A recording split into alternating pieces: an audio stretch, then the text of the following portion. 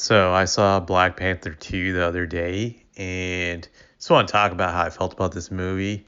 So I'm going to first start on the good things about this movie. I would say the 3D special effects are amazing. If you're going to see this movie, be sure to buy tickets to see it in 3D. It's definitely worth it. You'll feel like you got your money's worth by watching this movie in 3D for sure.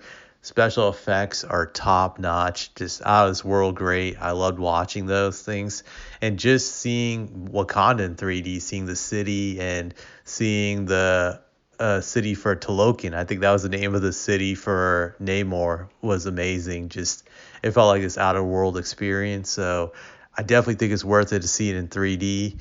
That was great. I would say the scores were great, and if you don't know what scores are, those are like the background music for the movie. It was top notch. It was amazing, out of this world great, and I also love the songs for Black Panther 2. They were all great. So those three things make this movie seem like it's going to be a great movie. I think they provide the flash for this movie, but when you take away those three things, this movie really lacked on substance. It was it was a crappy story, to be honest. I didn't think it was a great storyline. It was a terrible storyline. I'm just gonna break down a summary briefly with you with what happened in this movie. So the start of this movie, you see you see the Black Panther died. They don't show his dead body, but there's a scene I believe with Shuri where she's talking about how he's dying and she needs to save him. The problem is they don't have any more herbs left because Killmonger destroyed them in the last Black Panther movie.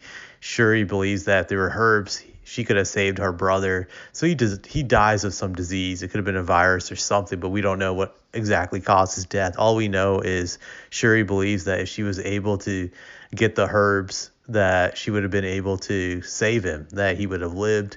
So he dies. There's a lot of depression and whatnot, rightfully so. So what happens next? I think there's a scene where the I think they're French Navy SEALs or whatever, but they break into this laboratory into Wakanda, which they're trying to steal vibranium. They want the vibranium, and they hold up all these scientists hostages for a brief minute. But these scientists whoop their ass. They get embarrassed. They get destroyed. They get captured, and then there's a meeting at the UN, I believe it is, and basically all these countries are complaining about how Wakanda has vibranium and that other countries should be allowed to have vibranium just because Wakanda could take advantage of the rest of the world by having vibranium. Then I think it's Queen Ramonda is at this UN meeting and she brings out all the criminals that tried to steal vibranium from the Wakanda laboratory, and they're from France. This was the same exact country she was arguing with that wanted to have proliferation of vibranium. So it's kind of ironic, that scene. What happens next is you'll see the CIA operatives. They're operating a boat and they're looking for vibranium in the ocean, and they have a machine and they're able to find the vibranium. Then suddenly out of nowhere there are these race of blue fish-like people that jump out of the water and they kill the CIA agents, and everyone else dies. They get their ass whooped. So basically that scene results in a bunch of people dying, essentially. That they found the vibranium, they died. I think the vibranium detective machine died. So well, not died, he got destroyed by them. So that happens next. After that goes down, it's believed by the US government and the CIA that Wakandans did it, but it wasn't the Wakandans. It was the blue fish people, the fish looking race type of people. They did it. The Namor's race. I don't know what's the term for those people, but so that happens, and then after that happens, you there's a scene where Shuri and her mom go to some secluded area where they're just talking, and then out of nowhere Namor comes out and he talks to both Shuri and Queen Ramonda and tells them that, hey, just I've discovered a machine that can detect vibranium. They were able to detect it in the ocean, and that there's a American scientist who created it, and I want to kill this American scientist, and we should join up together. So if you're willing to join up with me, here's this shell or horn you can just blow into, and it'll alert me. But you have to join up with me, or else this will be war against my country if you don't. We need to team up together and just kill this scientist. So Queen Ramonda and Shuri disagree with him, and then he disappears, and he goes out and he goes back, and so what happens next is the Shuri and Queen Ramonda talk about what happened, and they decide that Shuri and Okoye, both of them. Well, Okoye is the one who has the idea of going to America to find this scientist who created this vibranium detecting machine that can detect vibranium. So the goal is to get the scientist. I don't remember what they were planning to do with the scientist, but they were just wanting to get her before the U.S. government gets the scientist. So they end up going to the U.S. I believe near MIT, Boston, I think it was. I think that was the location. So Okoye and Shuri go there, and then before they go there, actually, they meet up with Everett Ross, who gives them the intel on who the scientist is, and that she lives in she goes to MIT. So she goes to MIT, the scientist. The scientist's name is Riri Williams. Shuri and Okoye then find the scientist in the dorm, and they talk about what's at stake, basically, like, hey, the U.S. government's going to come after you. We need to get you out of here, blah, blah, blah, blah. So then they go to some laboratory, they go to Riri's laboratory to look at the machines and all the other crap she's created. And they try to find the vibranium detecting machine, I believe. So Riri's some protege, that's what she's believed to be, and that she's considered to be some like super genius. It's not believable to me because that girl is straight up hood the way she talks. Hard for me to believe that you can be straight up hood and be a genius at the same time. So I'm just not convinced of that character. Usually people who are geniuses tend to be super nerdy, just to be honest. So she doesn't live up to the stereotypes of being a nerd. For being truthful about it, she's also an obnoxious character from what I saw in the movie. So they team up with her. They go to her laboratory and they look at all our machines, and suddenly they're surrounded by the police. And the police are telling them to get out of the laboratory area and that to come outside. So obviously they all flee together, and Riri has a machine that's like the Iron Man robotic machine in which she uses to get them out of there. And after that, there's a chase from the cops. They eventually manage to avoid the cops and get away. The problem then is once they're secluded on the bridge, Namor jumps out of nowhere along with the other fish people of his race, and they fight it out.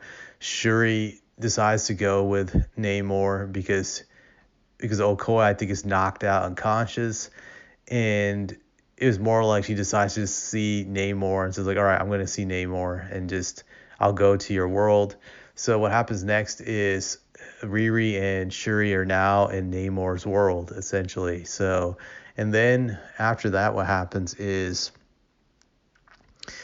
I'm trying to remember what happens after that. Yes, Okoye goes back to Wakanda and tells Queen Ramonda how she lost Shuri, basically, just and the kid. So Queen Ramonda's angry and tells Okoye that she can no longer be the leader of the Wakanda army or have her position anymore because she's just pissed off at what happens. So what happens next after that is that while at Namor's world, Namor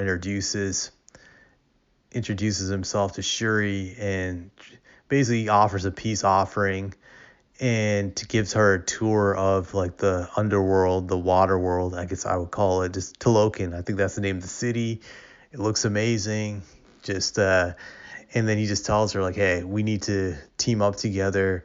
We're both advanced civilizations, and I just need to kill that girl Riri Thomas or whatever her name is.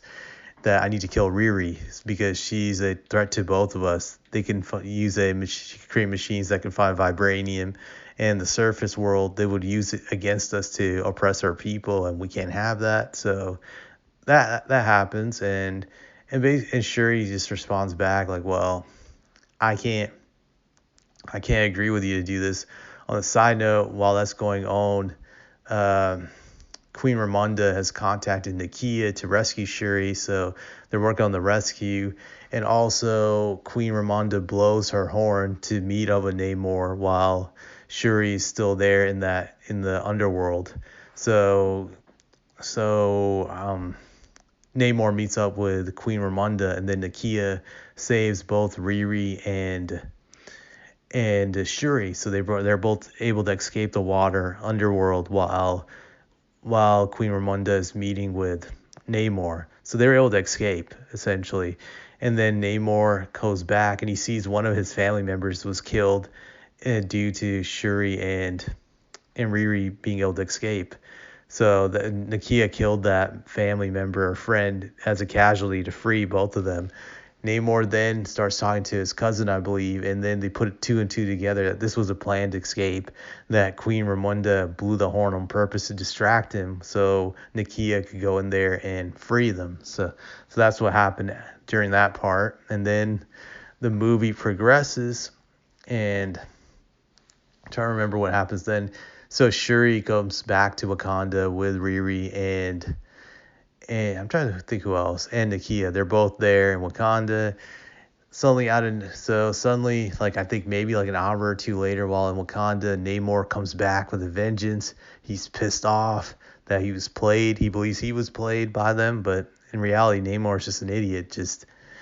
But he comes back with a vengeance. He attacks Wakanda with his people. They put up an attack, and then he gets angry and he kills Queen Ramonda by throwing like a water bomb at her and over flooding the palace where she was staying at. Queen Ramonda sacrifices herself and ends up dying while trying to save Riri. So she dies, like I guess a noble death. And then Namor talks trash to Shuri and tells her like, hey, now you're in charge and we're gonna attack you a week from now. So get ready. This is a warning. Get ready for battle. All this other shit. So that's what happens. And after that, you can see Shuri is disheartened. She's destroyed. Her mom died. She lost her brother a year ago, so understandably, it's a lot to take in. So she's depressed about what happened. She eventually gets herself together and starts to think of a strategy of what to do. And suddenly she realizes that she has a herb she was able to get from Namor that's very similar to the herb the Wakanda people used to have. It's different. She then puts it in a machine and is able to reconstruct the original Wakanda herb. And then she eats the Wakanda herb and she has that meeting with Killmonger. I'm not going to go too much in detail about it, but Killmonger basically is there instead of her family, T'Challa and T'Chaka. The reason for that is because of vengeance. She wants revenge, and Killmonger represents that. So I think she realizes that. That's why he appeared, and that's why she didn't get to see her actual family. So after that happens, she is determined to be, I guess, the new Black Panther because she puts on the suit and she goes into the cave dwelling that M'Baku is in, because M'Baku has offered all the Wakanda people that they can move to his area for shelter.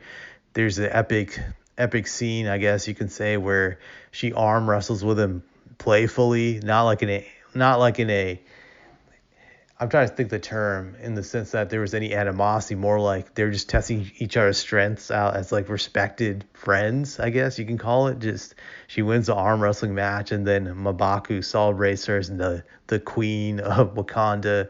It's emotional and everybody rallies around her, and then so they go from there. So after that happens, they're ready to fight with Namor and his people. They actually to take the offensive to them. They go into the sea. They have their own ship, and they start attacking Namor's people and everything. So the battle goes on. And another thing that they've come up with a machine in which they're going to use to trap Namor to suck out his power and to weaken him, and essentially that to deprive him of oxygen, that where he'll need to go back into the water to get it to live. So they're fighting, and there's a huge battle between Wakanda and the fish people, and the machine device captures Namor, and Shuri is in that device with Namor, and they have some words, and suddenly they're dropped off on land. I forgot how they got there. My memory's kind of hazy on that, but Namor is weakened, but he still has more than enough energy to whoop Shuri's ass. He's whooping her ass basically, and then he plunges a spear right into her stomach, just shoves it all the way down, and you see it's pretty bad because the spear is sticking out of her back, so it's pretty brutal. So Shuri looks like she's gonna die, and then he's talking trash about like, oh, you almost won, I believe, and that we could have been a team, and he's weak. He's trying to get to the water because he knows he's gonna die if he doesn't get there. And then Shuri suddenly gets the strength to pull the spear out of her. She pulls it out, and then after she pulls it out, she comes up to Namor and just whoops his ass and stands on top of him, ready to stab him with a spear, but then decides to show mercy on him and to spare his life and basically call a truce with him. So after that happens, everything turns back to normal. One part I forgot to mention is Everett Ross got arrested by the police for working with the Wakandans and leaking out secret information. His ex-wife, who's his boss, turned him in. So that's something to take note of. So just to put that in play. So basically what happens next is that they call a truce. Namor goes back to his people, and Namor's cousin is upset that he decided to call a truce with Wakanda. And Namor's reasoning for that was like, hey, the surface people are going to go after Wakanda because they're the most powerful nation on Earth. And once they do, they're basically going to be screwed, and they're going to need our help. And that's when we're going to jump in, and then we'll be able to do what we want to do. So that's the way he views it. So, and then after that ending, after what happens next is that Shuri then goes back to Wakanda. Everybody's relieved that this battle is over with. So there's a great sense of relief.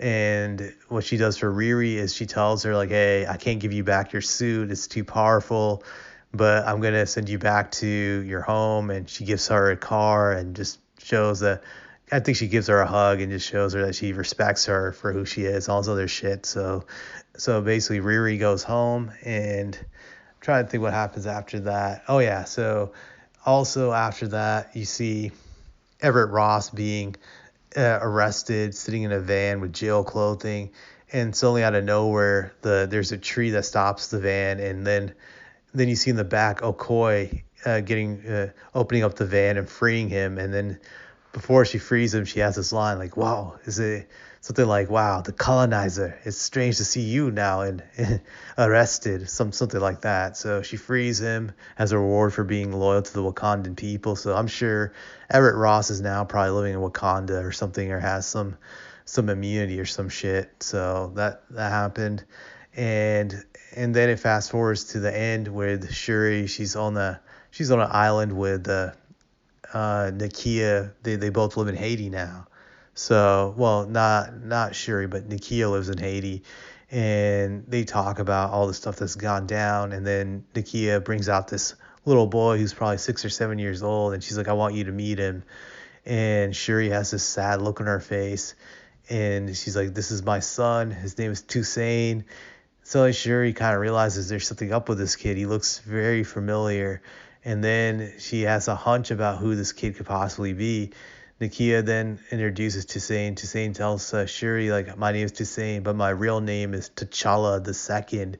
And then Shuri puts it together. Oh, wow, T'Challa had a kid with you. And Nakia confirms it that was T'Challa's son, and that T'Challa didn't want it to be revealed to Wakanda because he didn't want the pressure the kid to have to face with growing up, having to be the next leader to the throne after he was going to pass away. And Nakia also reveals that Queen Ramonda knew about T'Challa's son, that she actually met him several times prior to this, but they were trying to keep it a secret. So you have that ending where you see T'Challa's legacy has continued, and that obviously there's a new storyline with his son. So that's pretty much it. What I thought about the movie as a whole, I just thought that this movie was very political. I would say it definitely represents feminism, women's empowerment, that type of stuff. If you're into that, that's great. I'm personally not. I'm not down with the current modern day feminism.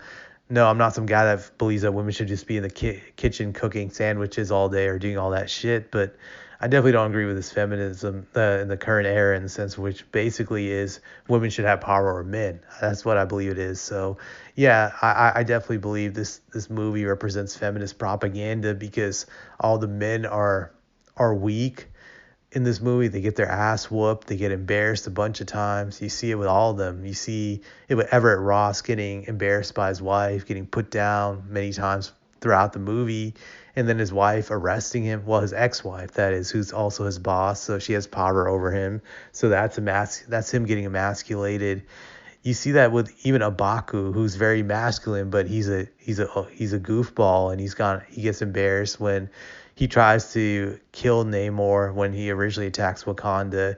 He hits him, but it doesn't do nothing. Namor whoops his ass, and he just gets emasculated right there, because again, Namor was taken out by women, but he couldn't do it despite being really tough and strong. So you see that, and I'm just trying to think of some other men in this movie who were emasculated. So those two guys were emasculated in this movie. Jesus.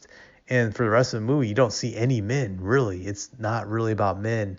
It's just mainly women. Just women are the main characters in this movie. So this movie is really about them being strong, them being tough, them being very masculine. Just it pushes that propaganda, I felt. I'm trying to think of anything else, but even Namor looked like a goofball. He didn't look like a real serious masculine villain, at least when I saw him. Just he looked very feminine, just in the sense of him just being weak and just emotional, and just he definitely didn't have that presence like Thanos did in the past, or any of these other MCU villains. Just I wasn't just in awe of Namor. I think part of a great movie is not only the hero being great, but the villain being powerful, that you actually fear them. And Namor didn't put that into me. He just he looked goofy. just the way he flew through the air with his wings and shit on his shoes and on his ankles. But he didn't really look like a strong character. So another example of a man looking weak. So in general, I just thought the storyline was really, really terrible. Just not a fan of it. But hey, just like I said, if you want to see a movie with great special effects, this is your movie. You want to see a movie with great soundtrack, this is your movie. Great background music, this is your movie. If you're not down with feminism and female empowerment, this movie's definitely not for you. It's definitely not for you if you're not down with that. So I don't really have much else to say about it, but I'm sure I missed several other things in my summary. Just it was a lot to kind of put in there, but I hope this helps you make a judgment about this movie, and that's all I have to say about it.